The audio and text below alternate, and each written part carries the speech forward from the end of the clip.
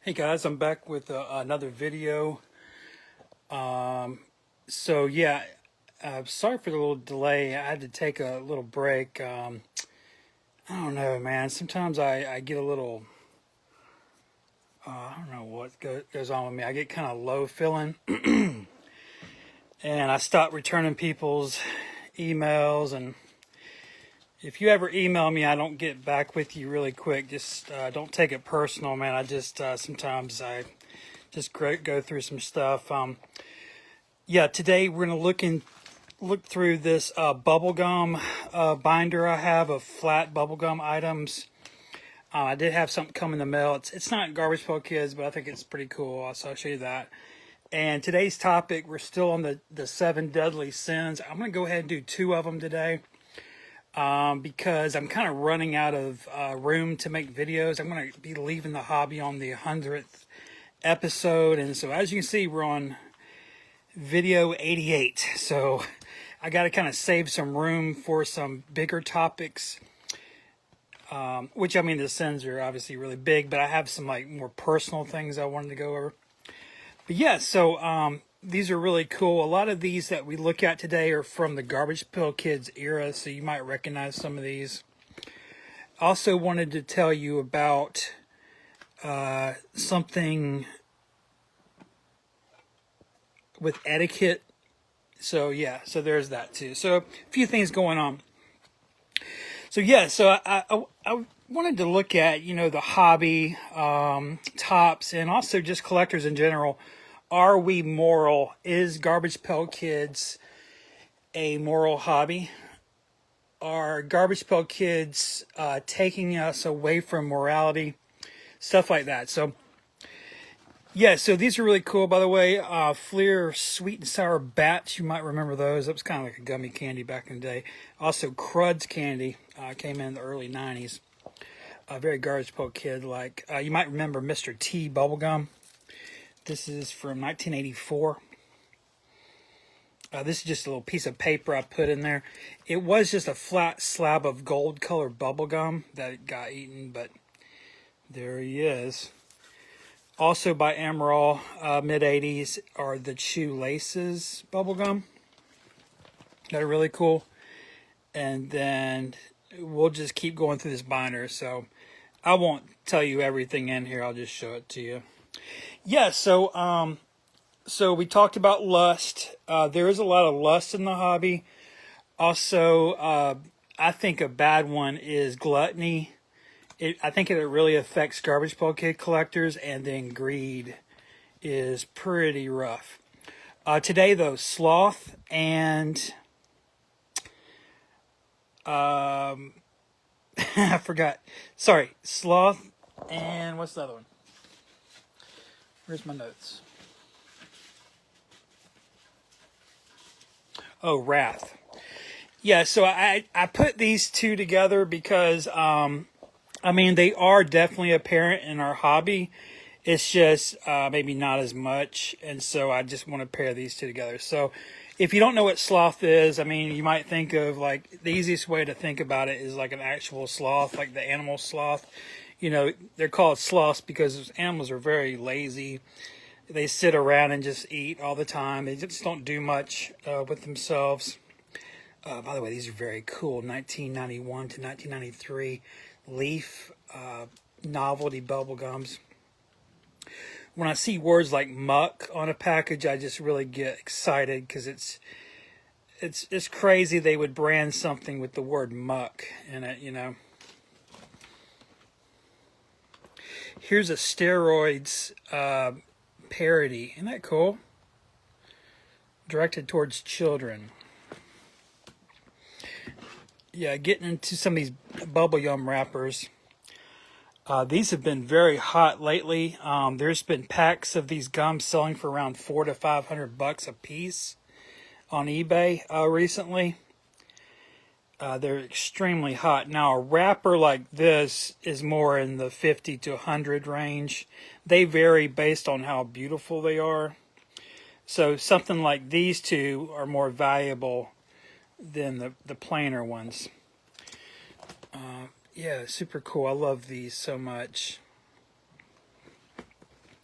Yeah, so I think the hobby is pretty slothful. So anyway, so the idea of sloth is that you're kind of you're not doing what you're supposed to be doing. So the idea is that God gives you gifts, God gives you graces that you're supposed to be using in your life. So let me ask you this. Do you think, okay, now listen to me. Do you think God put you on this earth to become a garbage pail kid collector and nothing else? Probably not. So so the idea with sloth is that there is good to be done, but if you're not doing that good, and if you're not doing God's will and God or using God's graces given to you at birth, then that's a form of sloth. It's, sometimes it's lazy to do the bad thing than it is to do good things. So I think I fall a lot of times into the sloth category. I definitely sin in that fashion. Just like the past, like I was telling you, I've kind of gone through maybe, I hate to say the D word, but I don't know, maybe a little bit of depression that I suffer from. And I find in these moments, I'm just not being a really good person. I'm not like being as nice as I should be to people I care about. And so when you think about sloth, it's not just laziness, though that can be like a symptom of it. It's more about you not doing what you're supposed to because you think doing what you're supposed to would be too hard. Like you don't want to put the work into it. It's easier to fall back on what makes you comfortable. Does that make sense?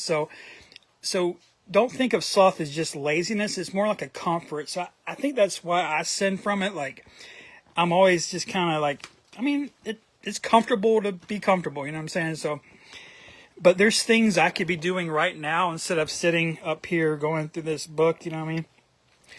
So that's just something we got to be careful of. And I think the hobby is very slothful. I think there's a lot of people that are just, garbage pail kids, it's a distraction. Let's be honest. Sorry, I don't have much garbage pail kids out today. It's just a big distraction. And it's fine to have distractions. There's nothing wrong with distractions. It's just you don't want to make it into like your big thing. You don't want to just constantly be distracted and like checked out of your life goals. And again, I'm definitely a hypocrite. I suffer from this.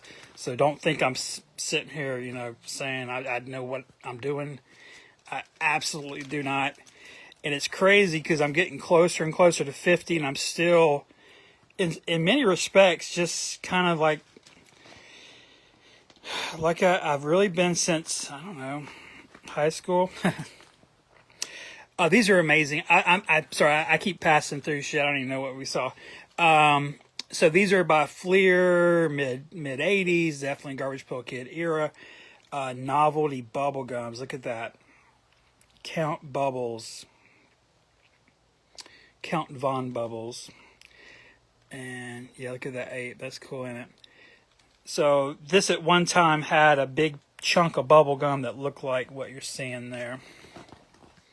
So you might remember these. A few of these rode out into the early 90s, like this one. This one rode out to around 1995, actually. But around the holidays. So these were like holiday-themed bubble gums.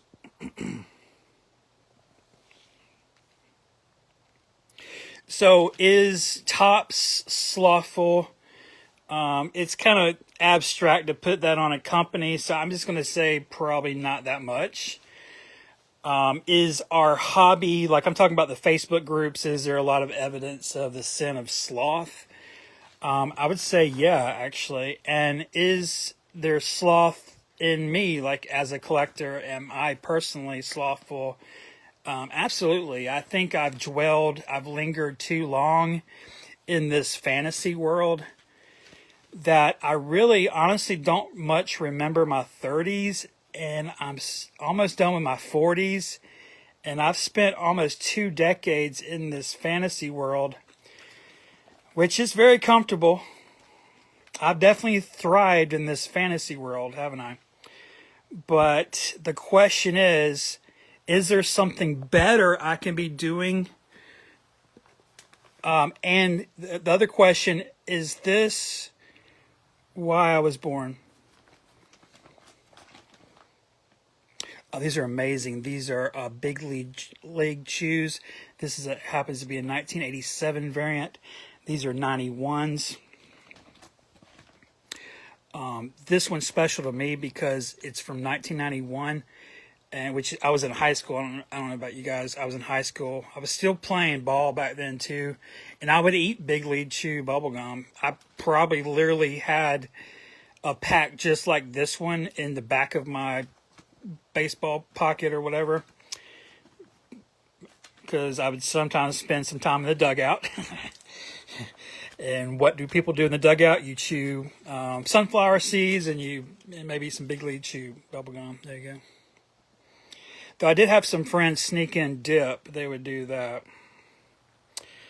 Hey guys, man, I see some OGs in here. James in here, definitely an OG. Adam Arlington, definitely an OG. And Adam Michael Corleone, OG.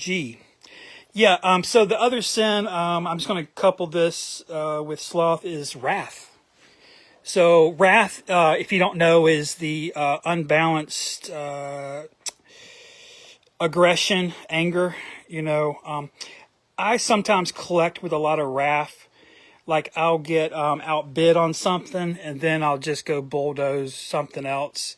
I'll use my anger to just bulldoze through other people and other collectors to get what I want.